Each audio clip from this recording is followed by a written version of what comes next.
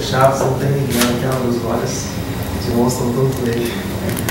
Graças a Deus por isso, louvado seja Deus pela tua vida. E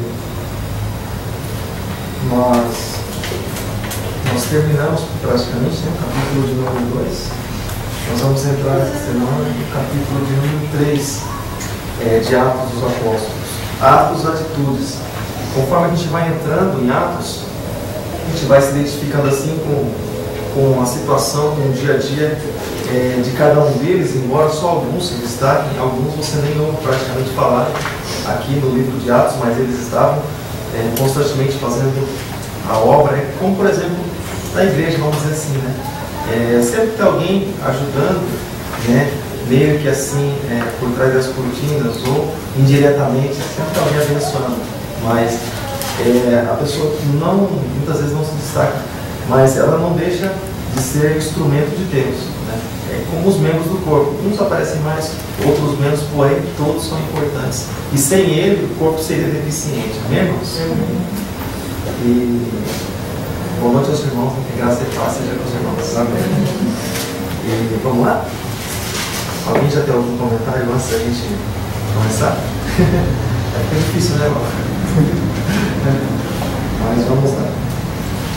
Atos dos Apóstolos, capítulo de número 3, a partir do primeiro versículo. Vou ler direto aqui na minha Bíblia. Se você tiver uma tradução um pouco diferente, tá bom? E você quiser ler também a respeito, aí, né? Como diz a tua tradução, você tem liberdade, tá bom? Eu vou falando, irmão. Se tiver algum comentário para fazer, você pode entrar na frente, tá? Porque às vezes a gente se empolga assim e vai falando e esquece dos irmãos, assim, e dá a oportunidade. Mas você pode levantar a mão, você pode se manifestar de uma maneira ou de outra, tá bom? Então diz assim, é o versículo 1 do capítulo 3 de Atos. Diz assim, essa tradução, revista e corrigida.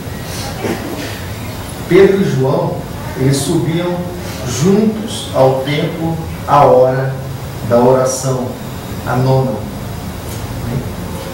Então, Pedro e João, você ouve falar bastante deles, principalmente até o capítulo de número 9, capítulo 12 no máximo.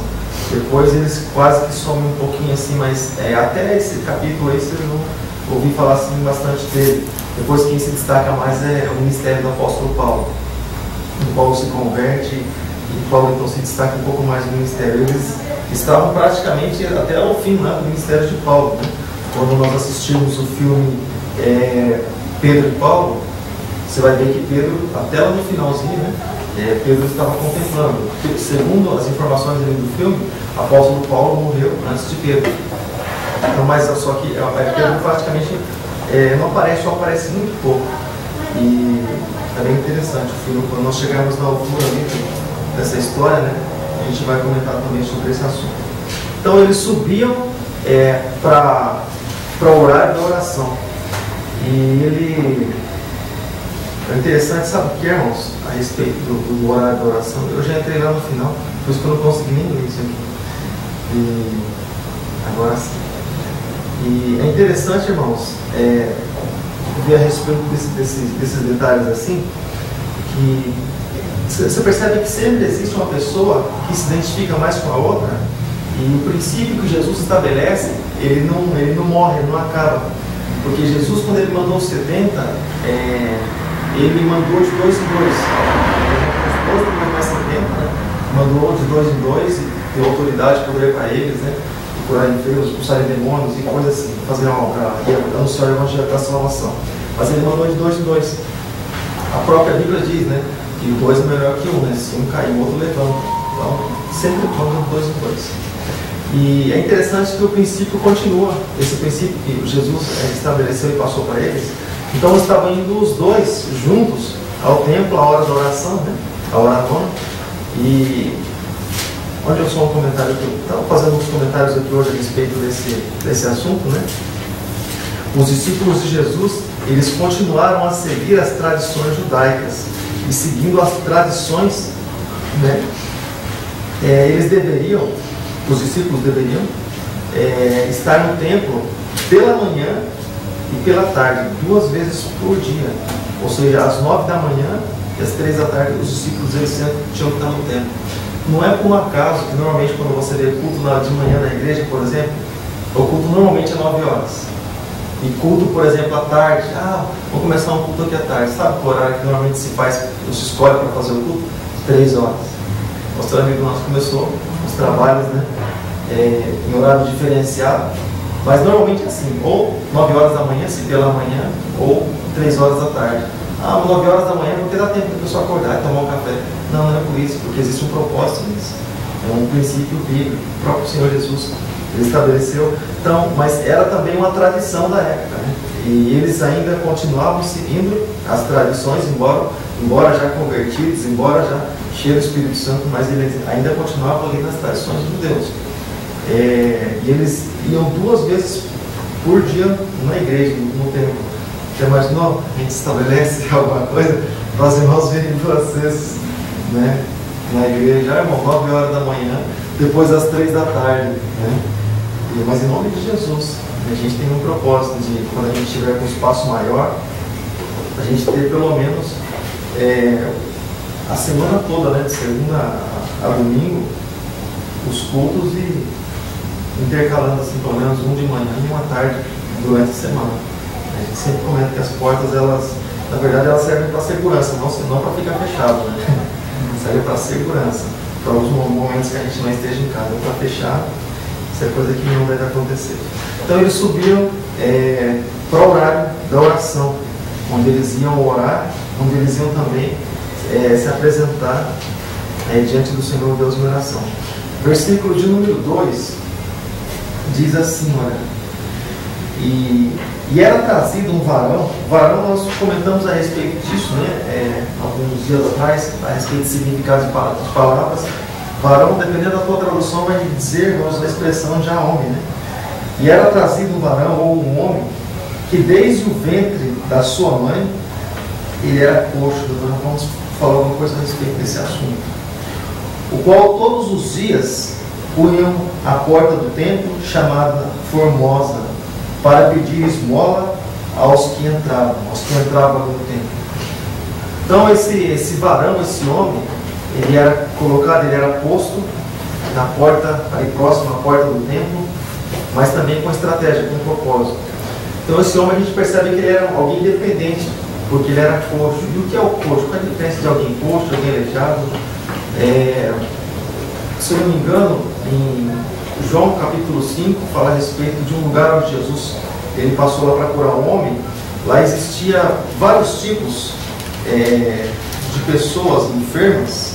É interessante que ali, no Evangelho de João, diz a respeito de várias classificações assim, ali, né, de pessoas. Olha só, vou ler só um trechinho, só para a gente ter uma ideia. Evangelho de João, capítulo de número 5, diz assim: depois disso, havia uma festa entre os judeus e Jesus subiu a Jerusalém. Ora, em Jerusalém havia próximo à porta das ovelhas, um tanque chamado em hebreu Betesda, o qual tem 5 alpendres, 5 repartições. Nesses já jazia grande multidão de enfermos, cegos, coxos, paralíticos, esperando o movimento das águas. Ou seja, ele faz separação entre paralítico e coxo, né? Porque o coxo aqui, olha só, estava vendo no dicionário, o coxo ele é alguém que ele tem um defeito em uma das pernas. Ele recebe o nome, né, de coxo, uma pessoa que é um coxo. Ele é deficiente de uma das pernas. Então o coxo ele era trazido perto ali da porta, né, do templo. E essa porta ela servia também, irmãos, você pode acompanhar a informação aí, essa porta ela servia também para dar acesso do pátio, né, das mulheres, né, porque existia também uma separação, e dos homens. Ela como que usava assim também, era usada assim também como para uma separação no templo, né. E isso era tradição na época, separação. Também o fato de você entrar em algumas igrejas, por exemplo, você vê homem de um lado, mulher do outro. Pode pensar assim, por que essa separação? De onde a pessoa tirou isso, né? mas se você parar para analisar, é o princípio bíblico, porém, segundo as tradições, né, que se usavam na época, e tradições judaicas, né? Então fala assim, mas se é a tradição judaica, né, Jesus é judeu, então vamos seguir as tradições. A gente vai começar a fazer sacrifício, né, de animal, fazer um monte de coisas aí, né, segundo as tradições também, né, que eles faziam isso. E então existia essa separação entre homem e mulher. E hoje, né, hoje separa de um lado o homem, do outro lado a mulher, em algumas igrejas, mas só que aqui era um pouco diferente ainda. Olha só que interessante. No interior do templo, tendo do lado de fora do pátio os gentios, né? Os gentios ficavam do lado de fora, ou seja, homens e mulheres separados, os gentios lá do lado de fora. Então, quem são os gentios? Olha só, gentio é todo aquele que não é judeu. Então, nós somos considerados gentios. Nós somos enxertados, sim, na Oliveira, né? Nós fomos enxertados, mas nós somos gentios. Todo aquele que não é judeu é gentio. Então, o que a Bíblia diz, no começo do Evangelho de João, no capítulo de número 1, quando diz que ele veio para os judeus, e os judeus o rejeitaram, diz assim, Evangelho de João, capítulo 1, lá no versículo de número 9, diz assim: não era ele a luz, mas veio para testificar a luz, falando a respeito de João. E ali estava a luz verdadeira, que alumia todo homem que vem ao mundo. Estava no mundo, e o mundo foi feito por ele, aqui já falando a respeito de Jesus.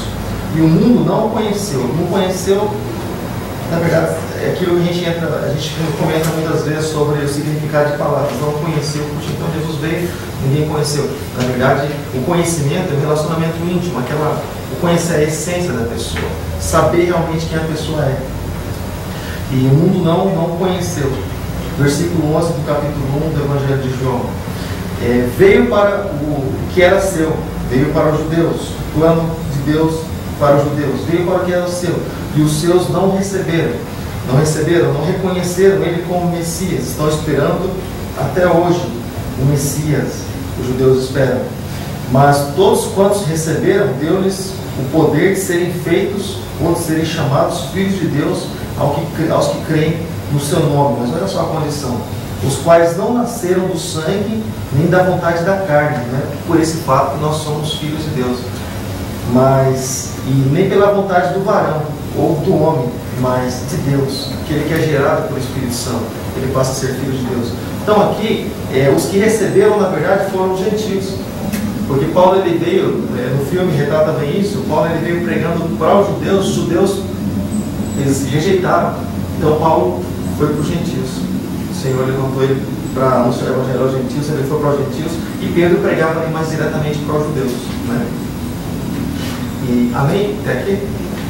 Tudo certinho? Deixa eu ver se eu esqueci alguma coisa. Então os que ignoravam, né? Isso é interessante, ó.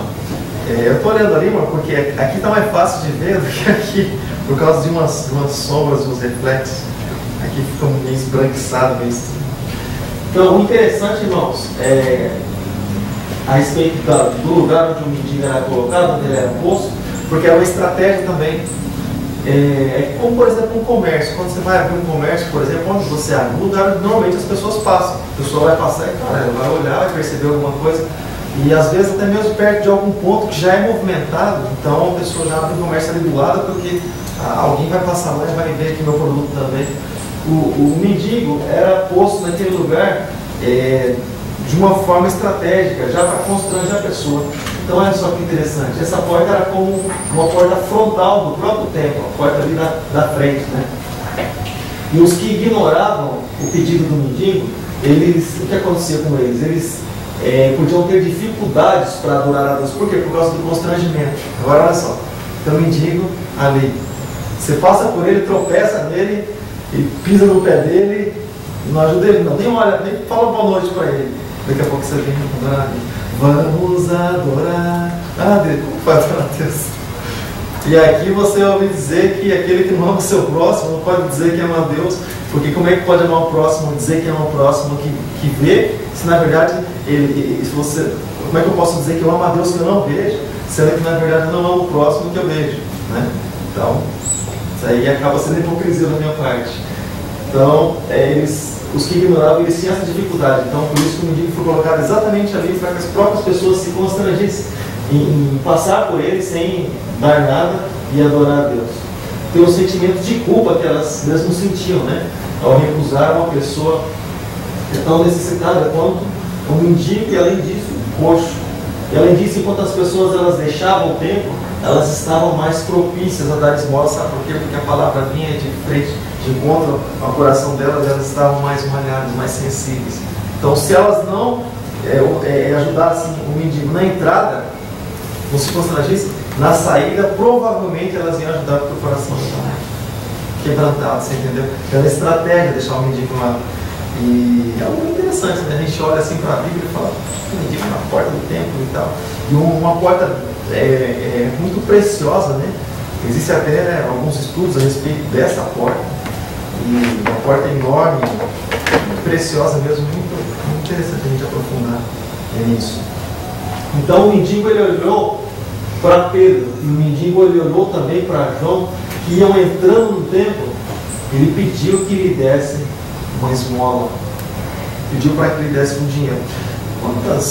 Quantos ônibus, agora esses tempos eu não vi mais, mas até pouco tempo atrás a gente via alguns anúncios atrás de ônibus, porque o ônibus anda para todo lugar, então as pessoas aproveitam anunciar atrás de ônibus.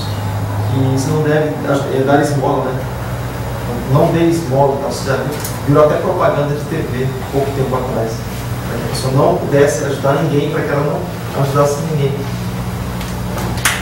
Existem os dois lados, irmãos. Existe o lado de que de repente você ajuda alguém aqui, daqui a pouco a pessoa está lá vamos usar a expressão aqui da Zona Norte, né? Está lá na bocada, né? Buscando seu cigarrinho, né? Seu cachimbo da paz. Mas quando você sabe que a pessoa é assim, uma coisa, senão você vai incentivar o vício da pessoa, você vai começar a sustentar o vício dela. É uma história. Mas quando você não conhece, se a pessoa fizer um mau uso daquilo aí o problema é dela.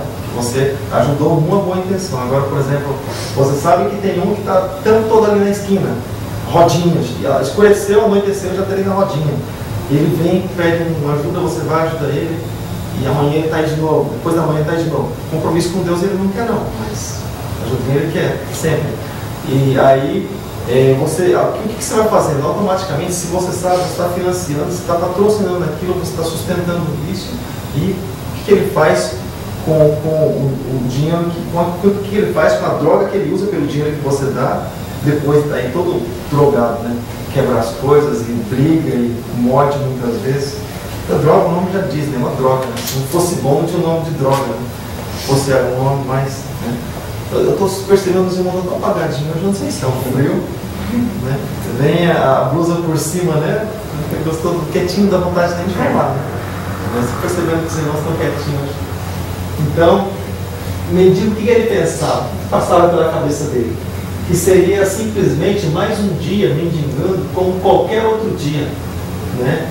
E seria, por exemplo, se Pedro e João, isso sim aconteceria assim, mais um dia dele mendigando, se Pedro e João não apresentassem Jesus para aquele homem. E vem a pergunta, né? Quantas vezes nós deixamos de apresentar Jesus por muitas vezes olhar e perceber? A Bíblia diz que os olhos nossos muitas vezes nos traem, nos enganam, muitas vezes nós julgamos segundo a aparência. Quantas vezes nós deixamos de anunciar Jesus ou de apresentar Jesus porque nós achamos que não vale a pena, aqui não vai dar fruto nenhum? Se você parar para ler a parábola do semeador, Mateus capítulo 13, você percebe que o semeador ele não olhava para que lado ele semeava. Você pode achar até um semeador imprudente, você fala assim, puxa, mas ele semeava para todo lado. Ele jogava semente para todo lado, a semente caía em terra boa, caía no meio das pedras, no meio dos espinhos. Mas será que não dava para ele semear só na boa terra para poder dar fruto ali, né? Aproveitar melhor a semente? Não, mas ele semeava para todos os lados. Para todos os lados. Deus, quando ele não amou algum tipo de pessoa, Ele amou o mundo inteiro. O amor de Deus se espalhou pelo mundo inteiro. Tanto que pode ser a pior qualidade de pessoa que existe no mundo. Se a pessoa se arrepender mesmo, se ela se converter a Jesus, e Jesus perdoa ela de todo o pecado e faz com que ela venha morar no céu. Então, como é que eu vou escolher um lugar para semear? Como é que eu vou escolher um lugar, por exemplo, para a gente começar um trabalho, um ministério? Como é que eu vou escolher um lugar, por exemplo, vamos supor, um ministério? Nesse ministério de Shalom não é de acontecer isso, pelo menos que a gente saiba. Mas, por exemplo, a Aguinaldo chama a gente lá, fala assim, ó, a partir de hoje você não vai mais ficar para cá não. Embora, um tempo atrás, a gente já tivesse esse desejo de sair de Sorocaba, né? Antes de começar aqui, o nosso desejo era começar um trabalho sim, mas longe de Sorocaba, longe de tudo. E Deus foi trabalhando no nosso coração e veio uma palavra, né, que diz, né, que quando Paulo disse para Timóteo que aquele que não cuida bem dos seus, ele nega a fé, é pior que infiel. Como é que, por exemplo, a gente deixa a família, deixa tantas coisas, tantas pessoas aí a gente deixa sem evangelho, sem palavra, e vai para o outro lado. A gente não ganha luz nem da casa. Né? Então é interessante que aqui parece uma família, né? Hoje está cheio do amor divino, da bênção de Deus. Então parece uma família. Então, na verdade, aí a gente dava uma oportunidade até, surgiu uma oportunidade quando nós fomos para São Guilherme, né? Depois, a gente estava sem condução e até naquela época sem condição também, aí achamos por bem ficar por aqui mesmo por enquanto. Mas foi algo assim, né? O Senhor começou a trabalhar na nossa vida e trouxe nosso coração para cá de volta. Nós não queríamos ver Sorocaba nem pintado de ouro, né? Mas o Senhor trouxe o coração para cá de volta e que Deus tem nos dado os irmãos. Amém? Louvado seja Deus pela vida de cada irmão, em nome de Jesus. Então, irmãos, para esse mendigo seria simplesmente mais um dia se Pedro e João não apresentassem Jesus para eles. E o que seria de nós se Jesus também não fosse apresentado para nós, onde nós estaríamos hoje? Eu sei dizer onde eu estaria, na igreja que não. E vou ler aqui com você. É a mesma versão da minha, eu copiei da minha tradução. Diz assim, olha, versículos 4, 5, 6. Você lembra que nós comentamos alguns dias atrás que tem versículos que ele fala praticamente o mesmo assunto, ou é a continuação de uma conversa? É difícil você separar. Diz assim, versículos 4, 5, 6. Pedro com João, fitando os olhos dele, disse: olha para nós. E olhou, ou seja, o coxo olhou para eles, e esperando receber alguma coisa, disse: Pedro, não tenho prata e nem ouro. Irmãos, que frustração. O mendigo chama você e pede uma esmola para você, você bater ele e você fala: não tenho dinheiro. Né? Ou se fosse um mendigo bem mal criado mesmo, vai falar assim: por que você falou então? Você veio aqui para falar que não tem dinheiro. Né? Poxa, o que ele queria. E o Pedro, né, disse para eles: eu não tenho ouro e também não tenho prata, né? Mas o que tenho, né, isso te dou. Em nome de Jesus Cristo Nazareno, levanta-te e anda.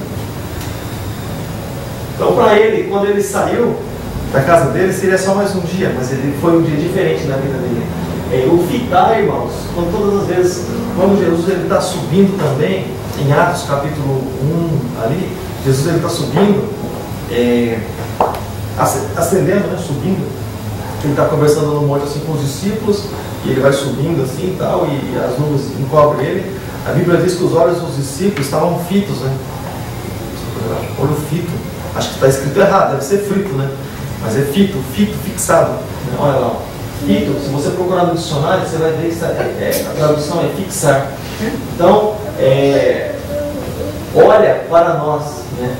Era importante, isso aqui é interessante. É importante que eles fazer com que o homem, né, com que aquele coxo soubesse e prestasse atenção, irmãos, porque ele ia receber, na verdade, aquilo que era mais importante do que toda a mão estendida, do que qualquer esmola e ali algumas moedas. Os apóstolos, eles indicaram, na verdade, a quem eles estavam representando. Deixa eu falar uma coisa para você. Você sabe porque alguém, por exemplo, quando fala no nome de Jesus, dá a impressão que a pessoa, ela, simplesmente porque ela é uma pessoa cristã, ou para se identificar, né? Dá a impressão, em nome de Jesus vai. O nome de Jesus vai dar certo. Mas sabe, é algo muito poderoso quando você fala a respeito do nome de Jesus. Quando você fala e você usa essa expressão, o nome de Jesus, o nome da pessoa que representava autoridade e influência. Ou seja, se eu falar o nome de Jesus, eu estou falando na autoridade, no nome de Jesus e pela influência que Jesus tem. Se eu falar, por exemplo, o nome de Marcos, eu falo na autoridade que ele tem, da influência que ele tem. Quando alguém representa alguém, por exemplo, ele vai no nome daquela empresa, no nome daquela pessoa, representando a autoridade, o nome daquela pessoa. E quando é no nome de Jesus, não é diferente. Agora, que influência que Jesus tem, que autoridade que ele tem, né? Ele tem todo o poder e toda a autoridade.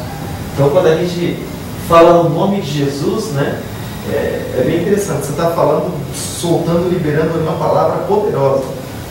E tanto que, por exemplo, quando você fala o nome de Jesus e há um espírito maligno, por exemplo, irmãos, ele se manifesta na hora. Ele dá uma sacudida assim, ruge, mas a autoridade do nome de Jesus é como se o próprio Jesus, e ele está, mas é como se o próprio Jesus estivesse falando quando você fala no nome de Jesus. É poderoso, né? Interessante. E mais um comentário aqui a respeito dos apóstolos, né, dos discípulos. Eles não tinham nada. Pode pensar assim, hoje se fala muito em evangelho de prosperidade, de mais um monte de coisas assim.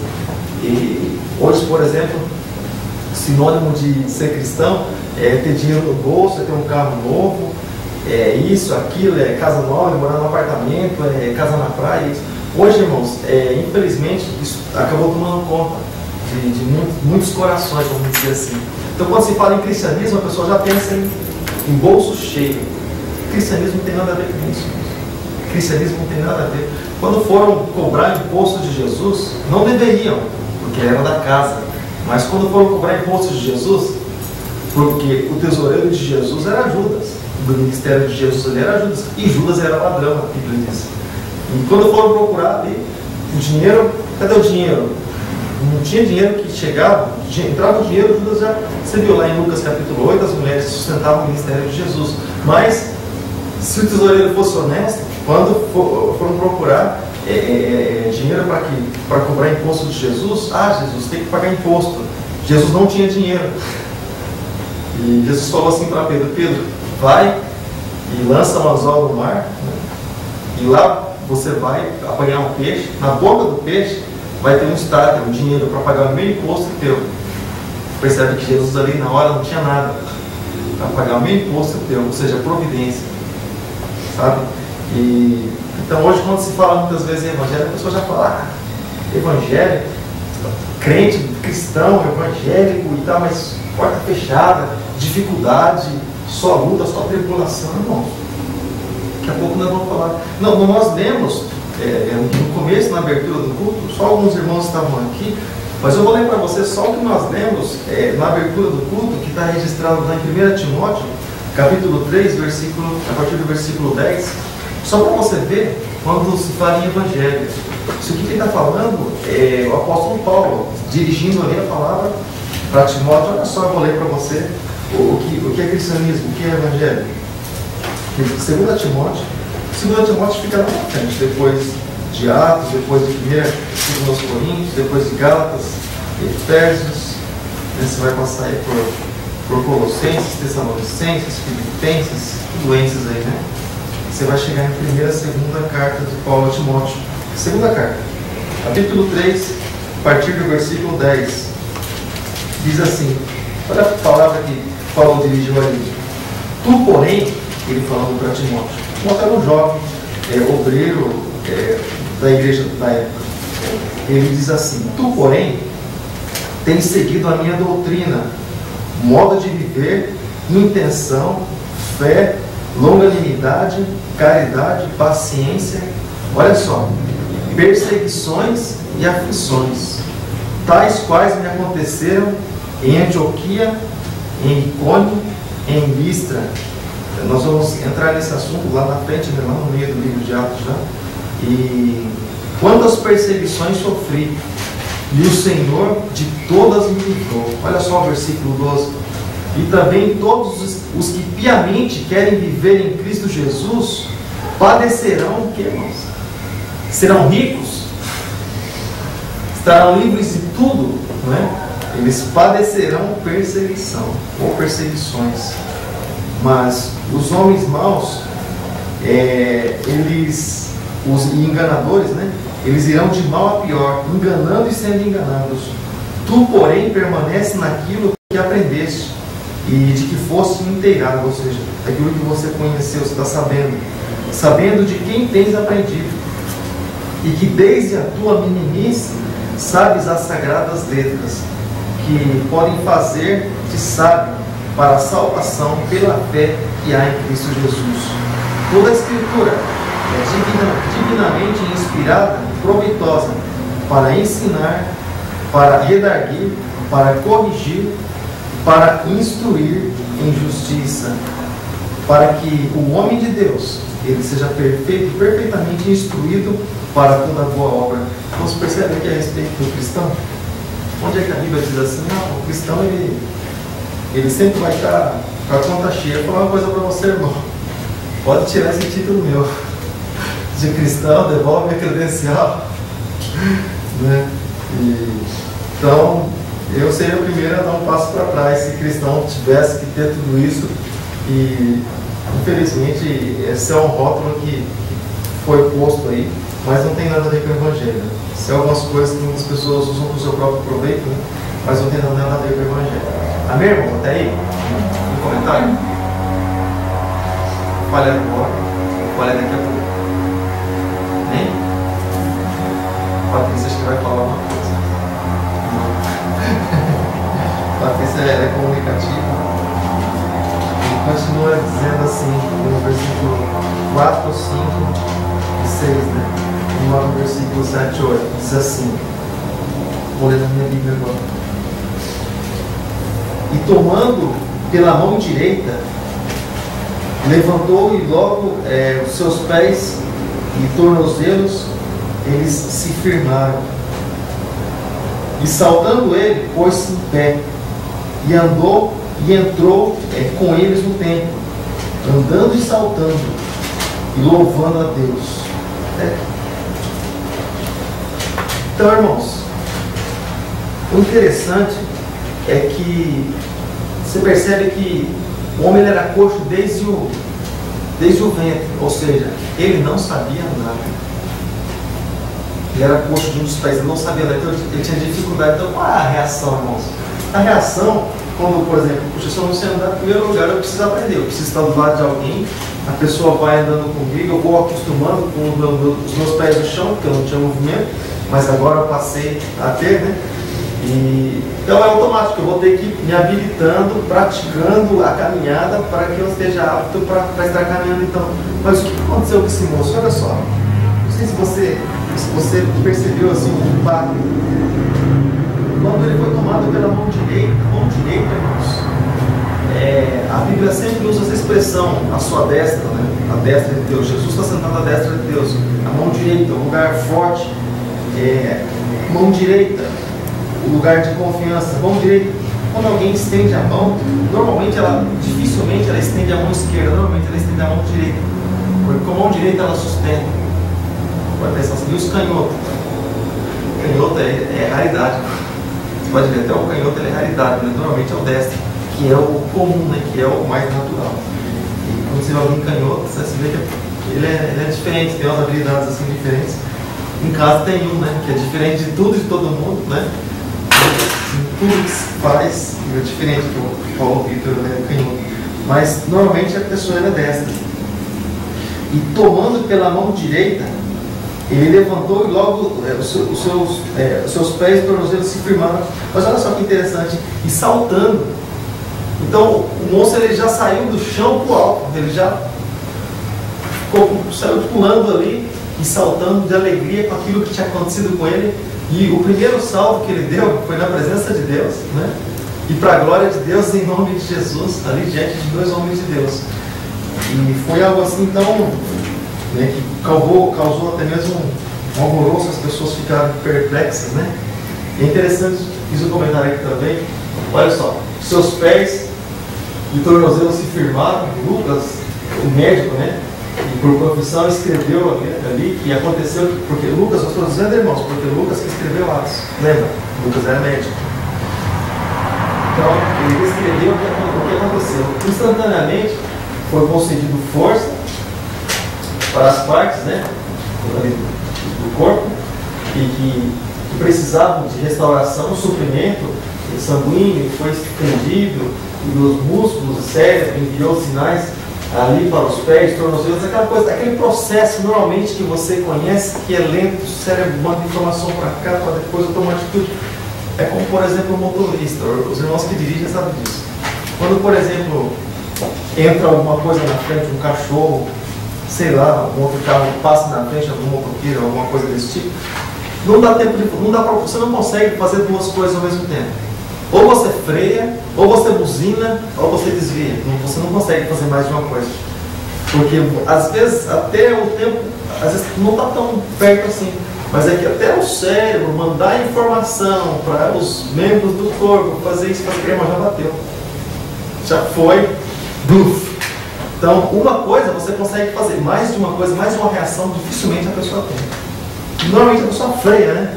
E às vezes nem olha se tem carro atrás ou não, às vezes acontece acidente exatamente por isso. Porque ela não consegue ter mais uma reação.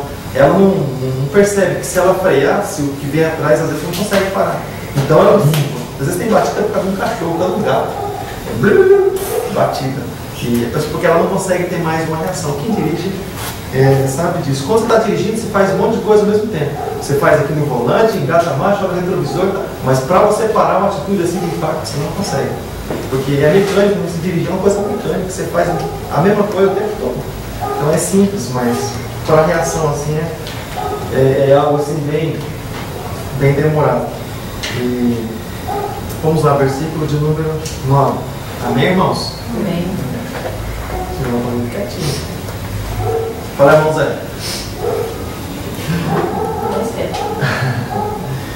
Então, e todo o povo viu aquele homem andar e viu aquele homem louvar a Deus.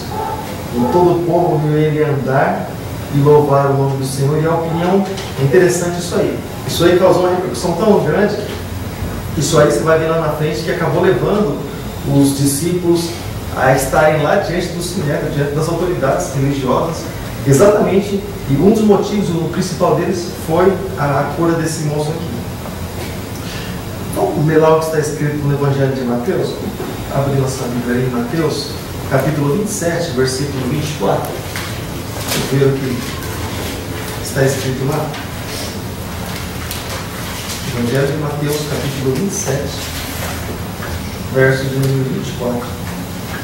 Você encontrou, você pode ler, tá bom? Eu encontrei, mas eu vou esperar alguém encontrar para ler.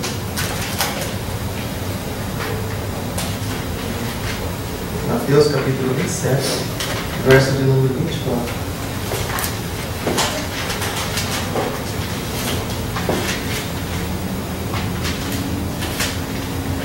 Amém? Amém. Então Pilatos viu que não conseguia nada, que o povo estava começando a se revoltar. Aí mandou trazer água, lavou as mãos diante da multidão e disse: eu não sou responsável pela morte deste homem. Isto é com você. Toda a multidão respondeu: o castigo por esta morte cai sobre nós e sobre os nossos filhos. Então Pilatos soltou Barrabás, como eles haviam pedido. Depois mandou chicotear Jesus e o entregou para ser crucificado. Então aqui você percebe que a causa é a mesma. Eles tinham ideia daquilo que Jesus fazia, a mesma coisa que trouxe fúria, o mesmo motivo que trouxe fúria para o povo que entregou Jesus, foi o que causou essa fúria, esse ódio no coração e essa inveja. Daqui a alguns versículos a gente vai ver a respeito desse assunto, a respeito dos que deixaram que essa inveja brotasse, né, no coração. Vamos ver lá também, Atos capítulo de número 4, versos 16 e 17. Atos capítulo 4, versos 16 e 17.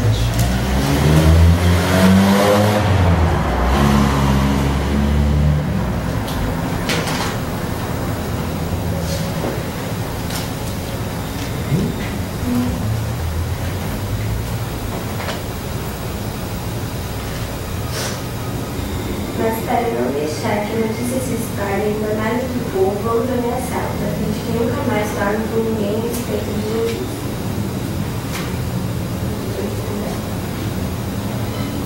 O 16, né?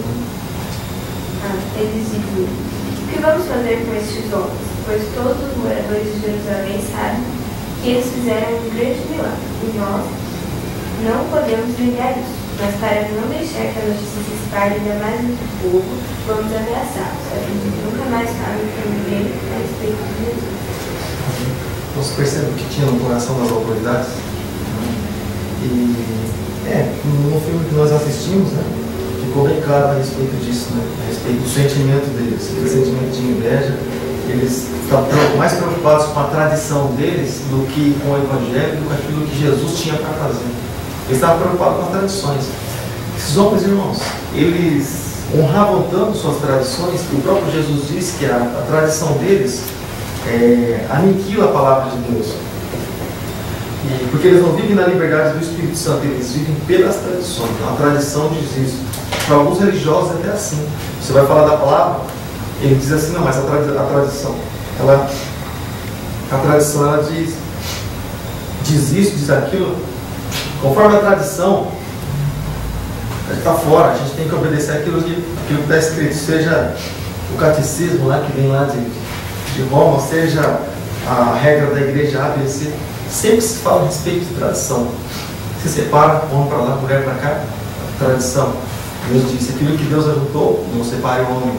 E muitas coisas que você pega, irmãos, é mais tradição, né, do que palavra de Deus mesmo. Mas o interessante também é que eles estavam tentando sufocar o Evangelho por algo que eles não podiam negar, como diz a palavra. E assim como Jesus, né, todos os que habitam em Jerusalém, eles estavam presenciando aquilo e se achegando a eles, e eles tinham que calar de certa forma. E como é que eles calavam? Eles prendiam, Roma, irmãos, eles não precisavam ter motivos para prender alguém, eles simplesmente chegavam e prendiam, simplesmente isso. Como os Estados Unidos hoje.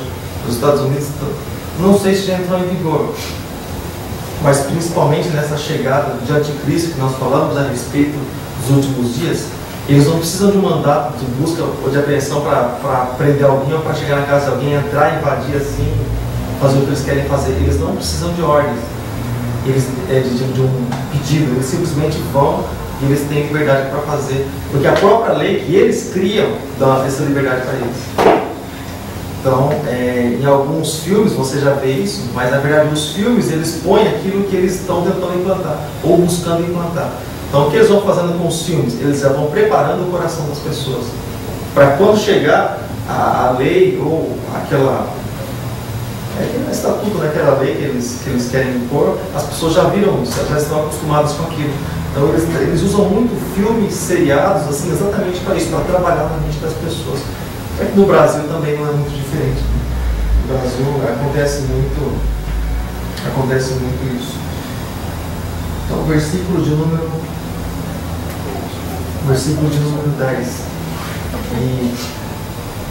E conheciam, pois era ele que se assentava para pedir esmola lá na porta de Formosa, né, perto da entrada do templo, e ficaram cheios e ficaram pasmos também, né, de assombro pelo que havia acontecido. Puxa, o homem estava até alguns instantes lá na porta, coxo, pedindo esmola, e o homem está aqui agora. O que aconteceu? E o nome de Jesus estava lá, exatamente aquilo que eles não queriam, exatamente isso havia acontecido. Um grupo que eles chamavam de uma seita, né, dos nazarenos, né, eles estavam falando a respeito desse Jesus, e eles insistem nesse Jesus, e eles de certa forma buscavam calar, buscavam silenciar, né, com açoites, buscavam ameaçar e morte até mesmo, e como já vimos também. Então, uma coisa que eu quero comentar, eu acho bem interessante, irmãos, é tudo que Deus faz, e tudo que Deus fez, tudo que Deus vai fazer em nossas vidas. O interessante é que existe um propósito. Por exemplo, aqui na vida desse moço, existe o antes de Cristo, né, e o depois de Cristo. Ou seja, lá na escola a gente aprende, né, a CDC. Então, o antes de Cristo, como que era a vida dele?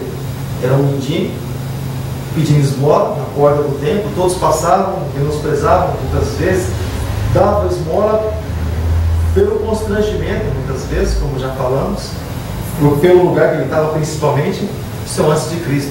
Alguém que considerava como nada, simplesmente era deixado lá no templo, lá na porta do templo, para, quem sabe, alguém dar alguma coisa lá para ele por dó, né? E depois de Cristo? Depois de Cristo, a vida era louvando, a vida era adorando. Ele se esqueceu de quem ele era, e olhando para frente, olhando para o alto, é claro, se esqueceu, se esqueceu do bom motivo, no bom sentido, porque Salmo de número 103, o salmista diz assim: bendize a minha alma ao Senhor, e tudo que há em mim, bendiga o teu santo nome. E ele continua dizendo assim, Salmo de número 103, bendize a minha alma ao Senhor, e nunca te esqueça de nenhum só dos seus benefícios. Mas aqui, quando ele fala isso, ele está falando a respeito de não se esquecer, não daquelas lamentações, sabe? Para estar lamentando, para estar, meu Deus, dizendo assim: meu Deus, minha vida antes era melhor do que agora eu passo por tantas lutas. Lembrar do lugar onde ele saiu, para mostrar o lugar onde o Senhor colocou ele. Olha só, Salmo 103: bendize a minha alma ao Senhor, e tudo que há em mim, bendiga o seu santo nome. Bendize a minha alma ao Senhor, e nunca te esqueças de nenhum dos seus benefícios. Ele que perdoa todas as suas iniquidades, que sara todas as suas enfermidades, que redime a tua vida na perdição, que te coroa de benignidade e misericórdia, que enche a tua boca de bens, de sorte que a tua mocidade se renova como a da águia. E aqui continua falando a respeito da grandeza do Senhor, das misericórdias dele. Então, ou seja, esquecendo o bom sentido da vida que ele levava, mas se lembrar daquilo que o Senhor fez por ele, né? Provérbios, o provérbio que diz que não é sabedoria da nossa parte nós dizemos que o dia de ontem foi melhor do que o dia de hoje. Os meus dias passados foram melhores do que os dias de hoje. A Bíblia diz que não é sabedoria nós dizermos isso, porque há tempo atrás nós podemos dizer assim, nem direito à vida eterna nós tínhamos, nem esperança nós tínhamos há um tempo atrás. E aquilo que é como se nós disséssemos assim, se nós disséssemos que o dia de ontem foi melhor do que o dia de hoje, é como se nós disséssemos que aquilo que Deus está fazendo na nossa vida não está adiantando nada. Jesus para mim não resolveu, parece, porque se eu digo que ontem está melhor e hoje. Mas a Bíblia diz que aquele que começou a boa obra na nossa vida, ele é fiel, ele é poderoso, ele vai concluir. Amém, amado? Você crê nisso? Amém? Então se coloque de pé em nome de Jesus. Se coloque de pé em nome de Jesus. Nós vamos agradecer a Deus. Feche os seus olhos. Se coloque de pé, feche os seus olhos. Vamos agradecer a Deus.